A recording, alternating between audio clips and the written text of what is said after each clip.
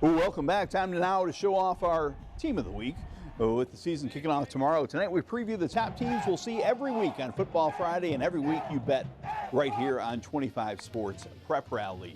Well, we're going to begin our previews with a look at the Middle Illini Conference. Last year, Pekin was the undefeated conference champion. School record 11 wins for Pekin. This year we have a famous retiring coach at Washington, a new coach at Morton.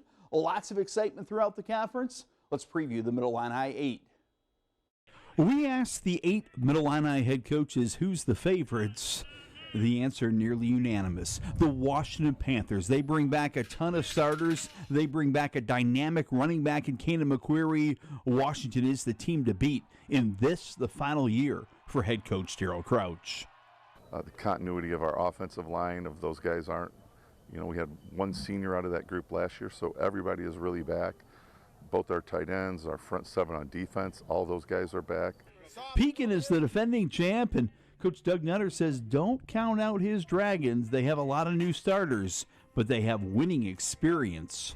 Well, those are going to be our strengths is our receivers, D-line, and even some of our skilled guys, running backs as well, because like I said, they saw the process of what it takes to be great.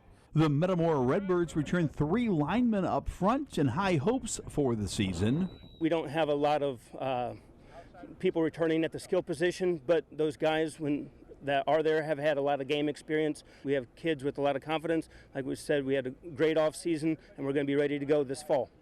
The Morton Potters have the only new coach in the Middle Illini. Adam O'Neill takes over at Morton. He says his Potters will be aggressive.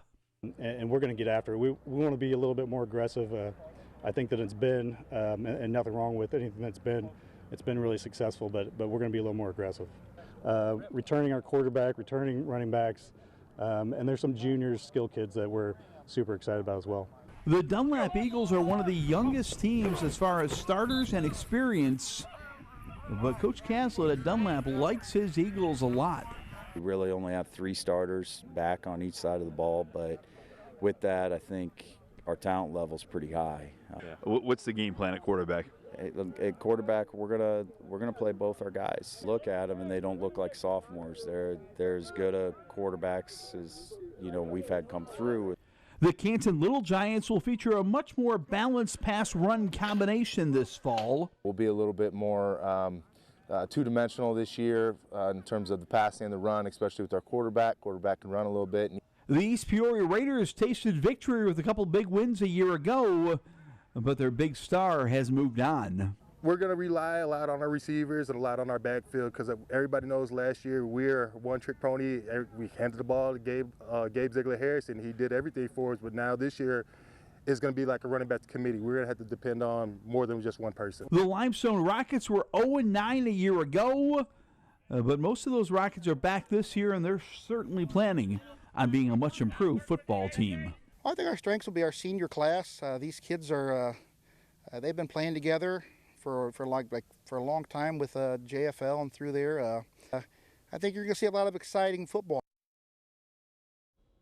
Yeah, the Middle Illini should be really exciting. Washington will begin the year state ranked. Meanwhile, in the Big 12 Conference, 3 teams are state ranked. Normal Community in 7A, Normal West in 6A, Peoria High in 5A. Our J.D. Rachi previews the Big 12 race.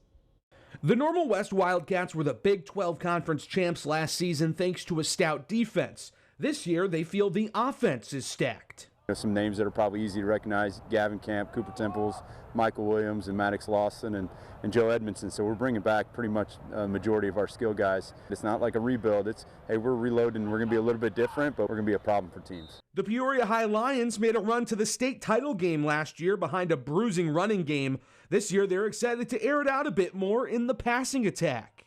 Tino Gist at quarterback is a third-year guy, so we've been able to put more on his plate. I think you're going to hear 5 or 6 receivers that are good enough to play at a lot of places. The Normal Community Ironmen will be one of the most experienced teams in the Big 12. Boy, do they bring back a ton of varsity playing time. Defensively, we have our front 6 back. I think that's always a good thing. We return everybody there. We have a couple guys back in the secondary. Offensively, we return most of our skill. The Bloomington Purple Raiders will also be an experienced team. They're particularly excited about their veteran offensive line. We bring back all 5 guys from last year, and I think together they've grown together, pushed each other, and good leadership amongst some seniors. The Peoria Notre Dame Irish are looking to have a bounce-back season. They feel turning close losses last year into close wins this year could be a key. Last year, we lost 2 games by less than 8 points. We win those games, and we're right in it. We battle pretty good in the conference.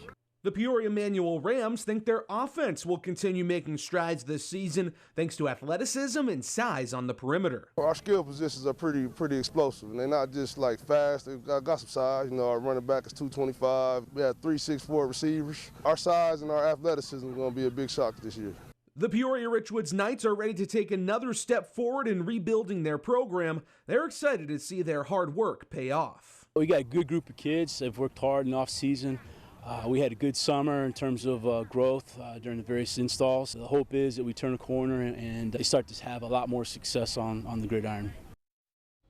Thanks, JD. Now to small school football, and it doesn't get much better in the state than the HOI, the Heart of Illinois Conference. Last year, the HOI had a state semifinal and state finals team. The big school conference wound up with a 3-way tie. El Paso, Gridley, Eureka, and Tri-Valley. The Vikings playoff run makes them the favorite in this year's HOI race.